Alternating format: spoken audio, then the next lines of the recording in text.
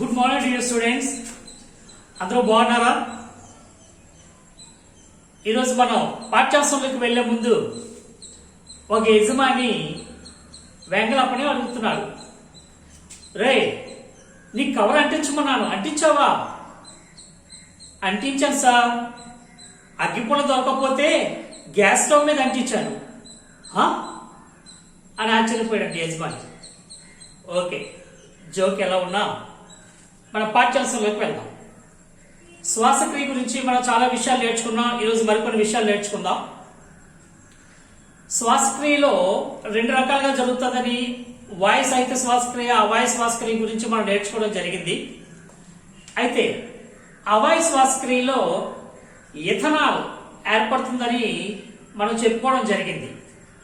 ఈ ఇథనాల్ని మనం సెపరేట్ చేయొచ్చు. సో అవాయు శ్వాసక్రియలో ఏర్పడిన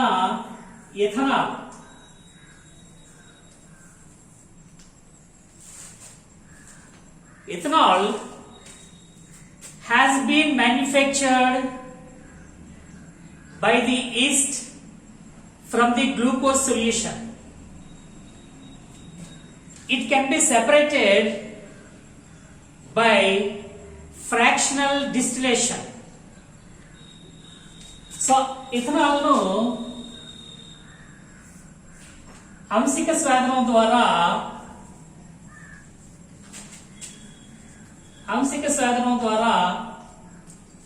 వేరు చేయవచ్చు, వేరుపరచవచ్చు.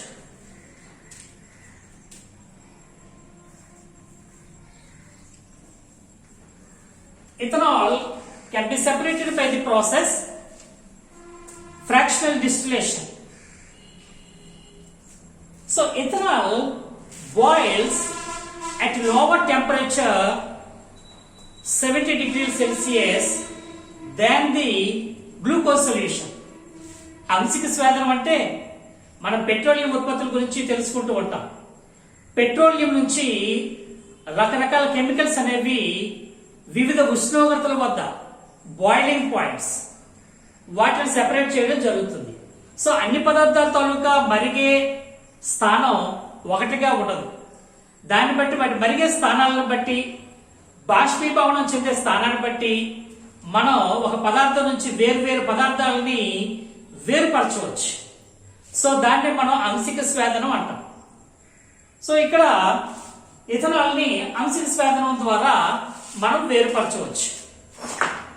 సో అలాగే Lavoisier came to the opinion by his experiments that respiration was the process like combustion. దహనం. లేవోయిజర్ అనే శాస్త్రవేత్త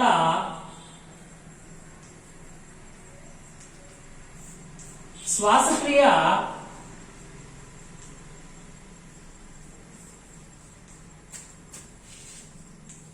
ఒక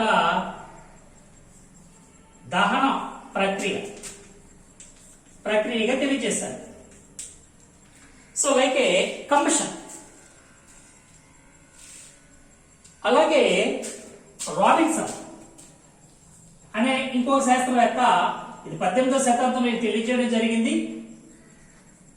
రాబిన్సన్ అనే శాస్త్రవేత్త కూడా Robinson also stated that the respiration is a type of combustion and combustion is the source of heat in animals. So వీళ్ళిద్దరూ చెప్పిన విషయం ఏంటంటే శ్వాసక్రియ అనేది ఒక రకమైన దహన క్రియే. దీనిలో శక్తి అనేది ఉష్ణ రూపంలో విడుదలవుతుంది.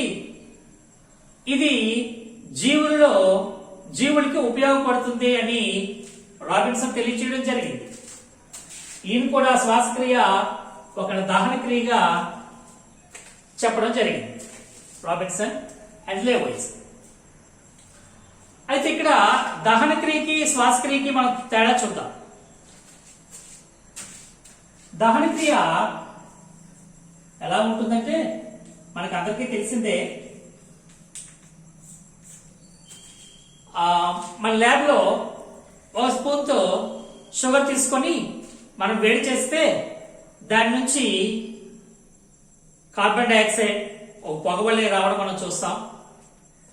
అలాగే అది నీరుగా మారడం చూస్తాం, వాటర్. సో దాని నుంచి ఉష్ణ ఉత్పత్తి జరగడం చూస్తాం, energy. So when the glucose burns, carbon dioxide, water are produced and energy is released. So ఇక్కడ మనం షుగర్ గ్లూకోజ్ ని లేదా పంచదారని గ్లూకోజ్ ని మండించడం అంటే దహన క్రియ. మండించిన ఉత్పత్తులు ఏంటి వస్తున్నాయంటే CO2, H2O, ఉష్ణం.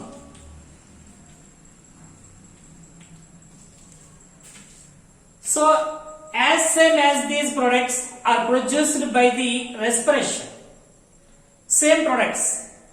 So there is a similarity between combustion and respiration.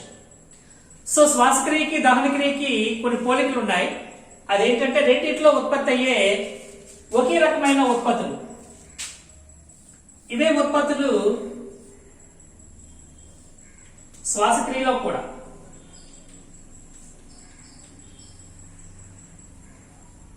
ఇవే ఉత్పత్తులు ఉత్పత్తి అవుతాయి. But they differ by the following reasons. ఇప్పుడు చెప్పుకోబోతున్న కారణాల వలన ఈ రెండింటిలో మౌలికమైన భేదాలు కూడా ఉన్నాయి. దహనానికి, శ్వాసక్రియకి. దహనక్రియ అనేది మనం ప్రయోగశాలలో గ్లూకోజ్ను మండిస్తే అందులో కణాలన్నీ బర్న్ అయిపోతాయి, కాలిపోతాయి. దాని ద్వారా ఇవన్నీ ఉత్పత్తి అవుతాయని చెప్పుకున్నాం. అదే మన లివింగ్ సెల్స్ లో దహనక్రియ కానీ జరిగితే జీవ కణాలన్నీ మాడి మసైపోతాయి. కానీ అలా జరుగుతుందా? జరగడం లేదు. సో అది ఒక విభేదం. భేదాలు చూస్తే దే డిఫర్. ఒకటి, జీవ కణాలు నాశనం కావు శ్వాసక్రియలో. దహనక్రియలు అయితే నాశనం అవుతాయి, శ్వాసక్రియలో జీవ కణాలు నాశనం కావు. When glucose burns all like that in our living cells, like the combustion, as the combustion,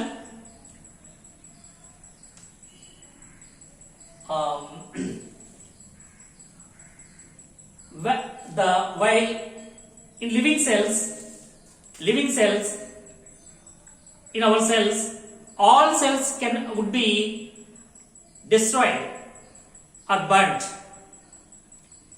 దహన క్రియ మన లంగ్స్ లో కూడా అదే విధంగా దహన క్రియ లాగే జరిగితే జీవకణాలన్నీ నాశనం అవుతాయి. So if the combustion like the combustion happened in our cells, all cells would be burnt. అన్ని కాలిపోతాయి, నాశనం అయిపోతాయి. కానీ అలా జరగడం లేదు. ఇక రెండవది, when the combustion, the glucose burning starts, when the burning of glucose, we can't stop the process easily. ఒకవేళ గ్లూకోజ్ అనేది మండించడం జరిగితే, దహనక్రియ జరిగితే దాన్ని అది వేగంగా సులభంగా మనం దాన్ని ఆపలేం. బట్ ఇన్ లివింగ్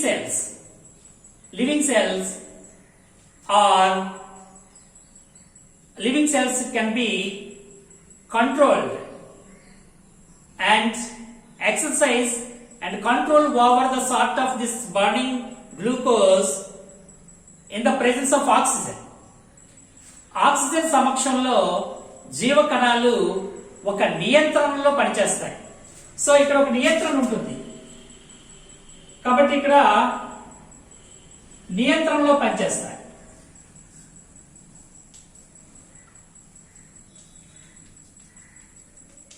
కానీ అదే దహన క్రియలు అయితే నియంత్రణ లేదు. అందుకే మనం we can't stop the process easily. The combustion of the glucose. The third one, the water stops the burning.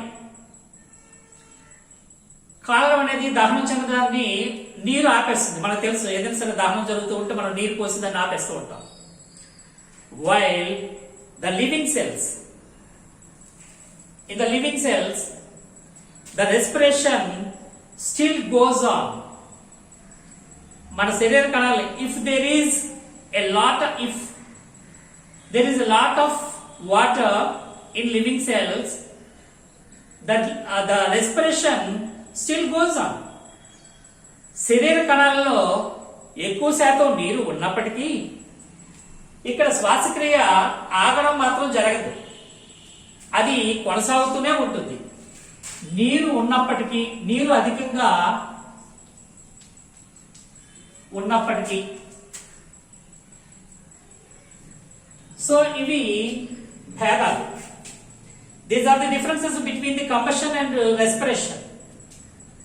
So ఇక్కడ దహనం జరిగితే కణాలన్నీ మామూలుగా దహనం జరుగుతున్నప్పుడు అది దహనం లాంటిది కానీ మన లంగ్స్ లో జరిగితే జీవ కణాలన్నీ నాశనం అయిపోతాయి, కానీ అలా జరగడం లేదు. రెండవది ఒక నియంత్రణ. ఆక్సిజన్ సమక్షంలో గ్లూకోజ్ శ్వాసక్రియలో పాల్గొంటున్నప్పుడు అది ఒక నియంత్రణలో జరుగుతుంది. సో ఇక్కడ అదే దహన క్రియలు అయితే ఆ నియంత్రణ ఉండదు. We can't stop the process easily.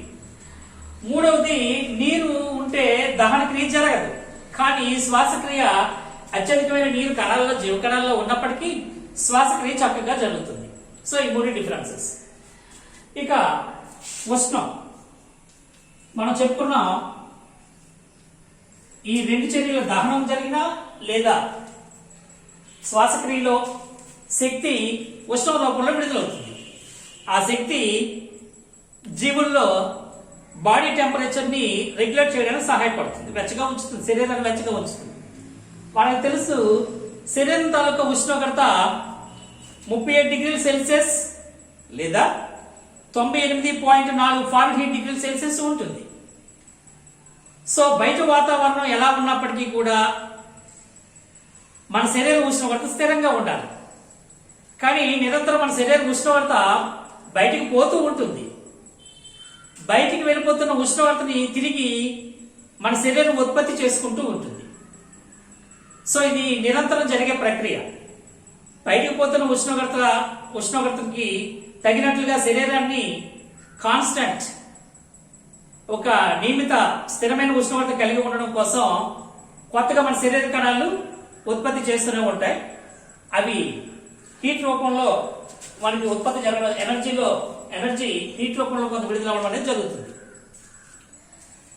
అలాగే మనం ప్రత్యేకమైన పనులు చేస్తున్నప్పుడు, కష్టమైన పనులు చేస్తున్నప్పుడు కూడా మన శరీరం నుంచి ఆవిరులు రావడం, హీట్ పెరగడం, శరీరం మీద మనం చేయేస్తే వెచ్చగా ఉండడం మనం చూస్తాం.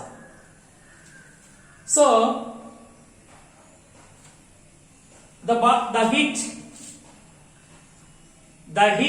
the body lost the heat by the body surface, from the body surface into the weather.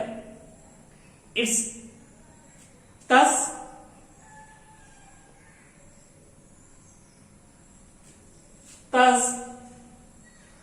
our body can be continuously generate the heat. So ఆ విధంగా మనకి కంటిన్యూస్ గా జనరేట్ అవుతూ ఉంటుంది in our body cells. It continues our body cells generate heat continuously to replace what has been lost, the temperature, and to keep the body temperature constant. మన శరీర ఉష్ణోగ్రత స్థిరంగా ఉంచడానికి కోల్పోతున్న ఉష్ణోగ్రతకి తగినట్లుగా మన శరీరం ఉష్ణాన్ని ఉత్పత్తి చేస్తూ ఉంటుంది. In course of vigorous activity a great quantity of heat is generated. So ఇక్కడ మనం కష్టించి తీవ్రమైన పనులు చేస్తున్నప్పుడు మన శరీరంలో ఉష్ణోగ్రత అధికమవుతూ ఉంటుంది. అప్పుడు మన శరీరాన్ని టచ్ చేస్తే మనకి వెచ్చదనం అనేది తెలుస్తూ ఉంటుంది. సో ఈ విధంగా ఇథనాల్ ని వేరు చేయడం, అంశిక స్వేదనం ద్వారా వేరు చేయడం గురించి మనం తెలుసుకున్నాం. సో అంశిక స్వేదనం, ఫ్రాక్షనల్ డిస్టిలేషన్, అలాగే లేబోయిస్ అండ్ రాబిన్సన్ ఇరువురు కూడా శ్వాసక్రియని దహన క్రియగా చెప్పడం మనం చూసాం. అలాగే దీంట్లో పోలికలు భేదాల గురించి కూడా మనం చెప్పుకోవడం జరిగింది. గ్లూకోజ్ మండించినప్పుడు దాని నుంచి CO2 విడుదలవడం, H2O విడుదలవడం, ఉష్ణం విడుదలవడం, శక్తి. ఇదే శ్వాసక్రియలో కూడా ఈ ఉత్పత్తులు 3 ఉత్పత్తులే ఉత్పత్తి అవుతాయి. అయినప్పటికీ కూడా దహన క్రియ వేరు, శ్వాసక్రియ వేరు. శరీర కణాలు ఒకలాగా చెప్పుకున్నప్పటికీ కూడా ఉత్పత్తులను బట్టి సిమిలారిటీస్ ఉన్నాం, డిఫరెన్సెస్ కూడా ఉన్నాయి. దహన క్రియలో కణాలన్నీ నాశనం అయిపోతాయి, బాల్ట్ అయిపోతాయి. కానీ శ్వాసక్రియలో మాత్రం జీవ కణాలు నాశనం కావు.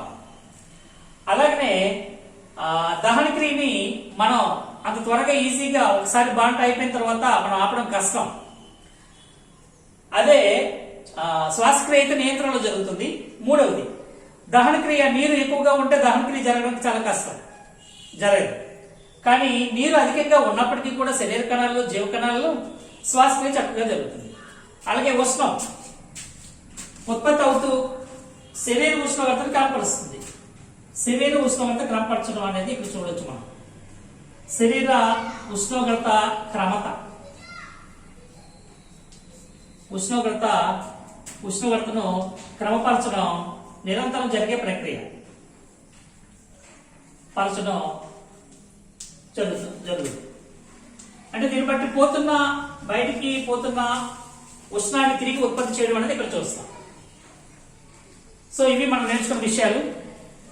విద్యార్థులారా, ప్రతిరోజు మంచి రోజు, ఈ రోజు మంచి రోజు. ఈ రోజు నుండి మనం కష్టపడతాం. ఈ రోజు నుంచి మీరైతే చదవడానికి, మంచి విజ్ఞానాన్ని సంపాదించడానికి మీరు కష్టపడితే, మీకు విజ్ఞానాన్ని అందించడానికి నేను చదువుతూ కష్టపడతాను. సరేనా? ఈ రోజు మంచి రోజే. ఈ రోజు నుంచి మనం కష్టపడతాం. బై.